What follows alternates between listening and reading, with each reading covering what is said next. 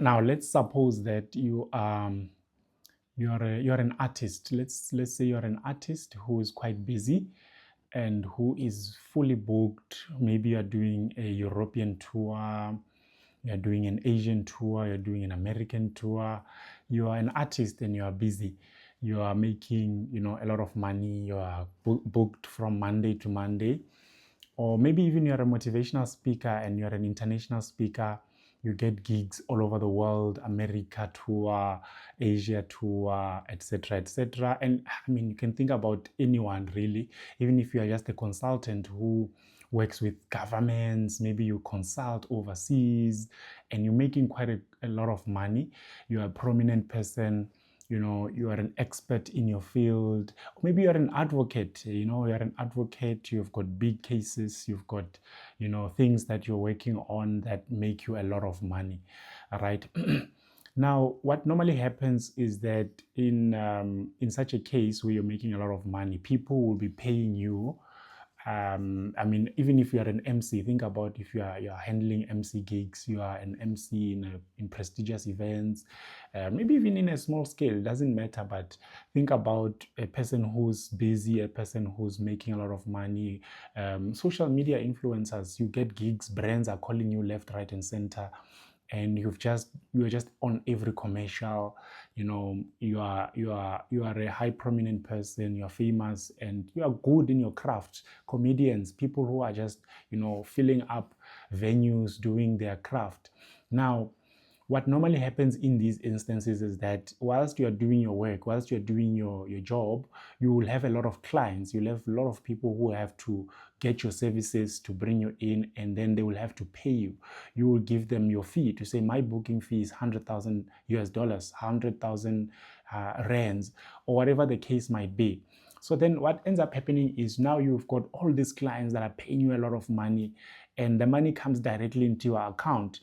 Now, the key thing to think about here or to remember is that when the money comes in from your clients, the clients are not going to say, okay, let's withhold tax or let's think about tax for this person. No, they just want you to come and perform if you're an artist. They don't care about your taxes. So if you say your booking fee is 100,000 rands, they're going to pay you the 100,000 rands. You will give them your bank account details, and then they will pay you your 100,000 rands. If you've got an agency that does your bookings and your scheduling, they will pay your agency, and then between you and your agency will transfer the funds to you. Now, at the end of the year, you have all this money that you've made, busy season December, whatever your busy season has passed, and let's say for argument's sake, you've made 5 million in a given year. You've made 5 million from all your international gigs, from all your nice things, and you were very busy, which is good. I mean, that's a lot of work and that's hard work. So from your 5 million that you've made, I think we can agree that because people are just sending money into your account, that money has not been taxed yet. It has not been subjected to tax. Now, your 5 million, if you're obviously a South African resident, which you probably are, it means that if you earn 5 million in a tax year, that would have to be taxed at the highest bracket, which is 45%. Now, you have not paid tax on the 5 million. And many people, and this is not everyone, some are organized, some know how to do this thing. Many people don't necessarily think about tax when the money comes in. They're thinking of, okay, I need to buy a house, I need to buy a car, I need to pay school fees, I need to do all of these things. So come end of the year, that 5 million is most probably sitting in a car. Some of it is sitting in a house. Some of it is sitting in nice clothes, a watch, ring, jewelry, and all of those things, which is okay, which is good. The only problem is you forgot about the tax man on that 5 million. Now, let's say this cycle repeats for the next 5 years. You've now earned 5 million every year for 5 years. You have not necessarily paid any taxes in that on any of your earnings for the past 5 years. And we've already established that if you are earning that much here in South Africa, your tax bracket will be about 45%. Now, 5 years, 5 million each, that's about 25 million. You've made 25 million. You've got a nice house, you've got a nice car, you can travel overseas, you can do all these nice things, nothing wrong with that, but you forgot the tax man. Now, if we take 25 million over the period of 5 years and say 45% of that, that's about 11 million. That's about 11 million in taxes that have not been paid over this period. Now, SARS can at any time knock and say, hey, you owe me 12 million, you owe me 11 million, and that 11 million is before taxes and penalties. It's before, sorry, interest and penalties for late payments or non-payment of taxes. Now, when SARS comes knocking to you as an influencer or a prominent person, say, I want my 11 million, it feels like a witch hunt. It feels like, no, man, what's going on here? What is SARS doing? But the truth of the matter is, in your earnings, you have not been paying your taxes. You have not been doing what you are supposed to be doing. Now, in terms of South African law, it says that if you are a South African resident, you need to pay taxes on your worldwide income. So meaning that any income that you earn as a South African, whether you made it in America, whether you made it in Asia, whether you made it in Europe, as long as you're a South African resident, you need to be taxed on all of that income. All right. Now, what does that mean? That means that all your income is to be aggregated from any source, all the sources, and then you must then calculate what tax liability you have on those earnings. Now, here is the thing. When your people pay you, when your clients pay you, they don't necessarily think about the taxes, like I said. What does SARS say about this type of person? SARS says that if you are any person who earns money and the money that you receive in your hands is before taxes. So in other words, you're not a traditional employee where your employer pays you and then after that, when they pay you, they're paying you after withholding a certain amount of tax. No, you're an artist.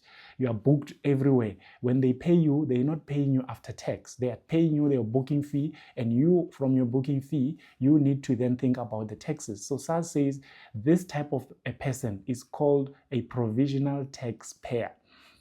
What does that even mean, provisional taxpayer? Provisional taxpayer simply means that you are responsible for your own taxes. There is no one who is responsible for your taxes because you are paid before any taxes is considered. So you earn whatever you earn. Now you are called a provisional taxpayer, or you are classified as a provisional taxpayer. You need to then go and declare and pay taxes every 6 months. Your 6 months will be, the first 6 months will run from March to August, and then from August to February. You need to then abide by the laws and the rules of a provisional taxpayer. That's how that works. And I think this is how many people who are famous, prominent, talented, who are doing a lot of work, gigs, and so on and so on, end up in a lot of hot water with SARS. Because think about it, 5 years later, you probably don't have 11. Yes, you might have earned the 25 million over 5 years, but you're not sitting with 12 million, 13 million, because that's how much it's going to end up being with penalties and interest, maybe even more. You're not sitting there with 10 million or 15 million just waiting for SARS. No, you're living your life. You are buying things, you're doing things, and so on and so on. Now, it becomes a problem now when SARS comes knocking and they want to now liquidate your assets. They want to take things, they want to sell things, and they want to, do a recovery of the debt. The truth of the matter is, yes, I'm using a very simplistic example here, but that is how people end up in hot waters with SARS.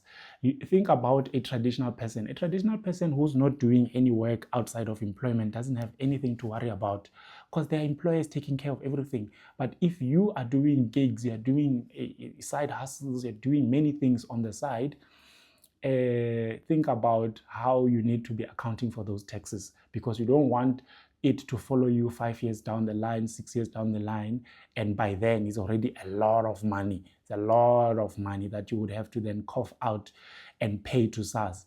And now you are thinking about how do we make an arrangement with SARS, and here you are, it's causing a lot of issues with publicity because you work with brands, you're an influencer, you work with big brands. Now this negative publicity or thing is causing problems for your brand or for your image. So what's the best way to do it? Work with professionals. Make sure that you've got a person for your accounting and your taxes.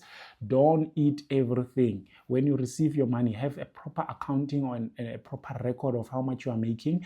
Set something aside for taxes. Provisional tax is what you need to be thinking about. Think about provision. It's painful when you're paying over those lump sums to SARS, but it protects you in the future.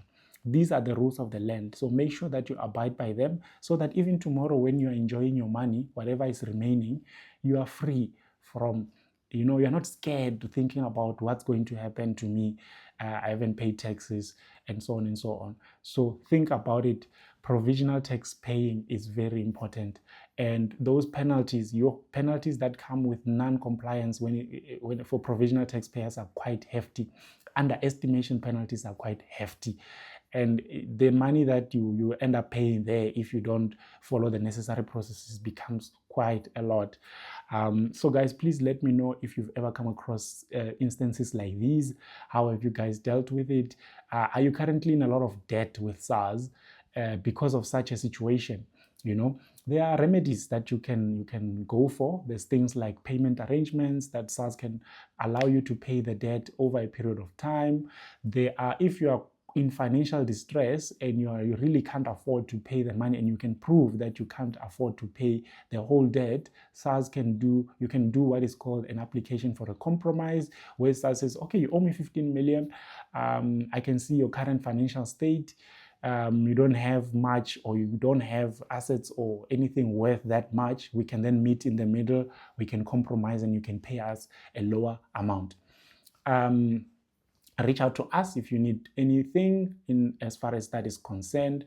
And if you've got any questions, drop them on the comments. We'll be happy to answer any of those questions. And I'll see you in the next video.